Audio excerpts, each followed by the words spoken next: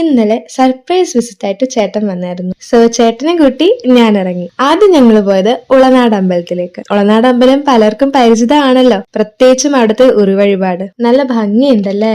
ചേട്ടൻ ഇവിടെ വന്നിട്ടുണ്ടെങ്കിൽ ആദ്യമായിട്ടാണ് ഇവിടുത്തെ തീർത്ഥക്കുളം ശ്രദ്ധിക്കുന്നത്. അതിനകത്ത് കുറെ നാണയങ്ങൾ കിടക്കുന്ന കണ്ടിട്ട് ചേട്ടന് നാണിടാനൊക്കെ പേഴ്സ് എടുത്തു. അന്നേരം ഞാൻ പറഞ്ഞ ബോർഡ് ഒന്ന് വായിച്ചു നോക്കാൻ. അങ്ങനെ അമ്പലത്തിന്റെ പോസിറ്റിവിറ്റിയും ഭംഗിയും ഒക്കെ ആസ്വദിച്ചതിന് ശേഷം ഞങ്ങള് നെക്സ്റ്റ് മലയാലപ്പുഴയിലേക്ക് വണ്ടി വിട്ടു. പിന്നെ ഞങ്ങൾ മലയാലപ്പുഴ അമ്പലത്തിലെത്തി. ഇന്നൊരു വെള്ളിയാഴ്ച ദിവസം ആയിരുന്നോണ്ടാവാം നല്ല തിരക്കുണ്ടായിരുന്നു. ഇതാരെന്നറിയോ നിങ്ങൾക്ക്? മലയാലപ്പുഴ രാജൻ. രാജനോട് എല്ലാവരും ഒരു ഹായ് പറയൂ.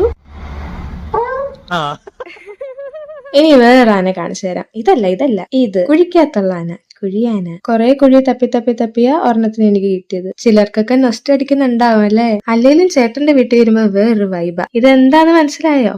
കാപ്പിക്കുരു. ഞാനിങ്ങനെ ഓരോ സാധനങ്ങൾ വായി നോക്കിക്കൊണ്ട് നടന്നപ്പോഴാണ് ചേട്ടന്റെ അച്ഛൻ എനിക്കൊരു സ്പെഷ്യൽ ഗിഫ്റ്റ് തന്നത്. മോളിത് കൈ വെച്ചോ, എപ്പോഴാ ഇതിന്റെ ആവശ്യം വരുന്നെന്ന് അറിയില്ല എന്ന് അപ്പം പറഞ്ഞു. പിന്നീട് ഞാനും ചേട്ടനും കൂടി ഇരുന്ന് കുറെ നേരം മലയാലപ്പുഴയിലെ മഴ ആസ്വദിച്ചു. കുറെ നാൾക്ക് ശേഷം ഒരു മഴവില്ല് ഞാൻ കണ്ടു. പിന്നീട് ഞങ്ങൾ തിരിച്ച് കുളനടയ്ക്ക് വന്നു. കുറെ നേരം ഞാൻ ഗീത വായിച്ചു. മനസ്സ് നിറഞ്ഞ് ഞാൻ മെഡിറ്റേഷൻ ചെയ്തു. സ്വസ്ഥം, സമാധാനം. ഞാനിന്ന് ഇത്രയും കാഴ്ചകളൊക്കെ കാണിച്ചതല്ലേ, അതുകൊണ്ട് ഒരു ലൈക്കും കമന്റും കൂടി ഇട്ടേക്ക്. പിന്നെ എന്റെ യൂട്യൂബ് ചാനൽ സബ്സ്ക്രൈബ് ചെയ്തിട്ടില്ലെങ്കിൽ ലിങ്ക് ബയോയിൽ കൊടുത്തിട്ടുണ്ട് കേട്ടോ.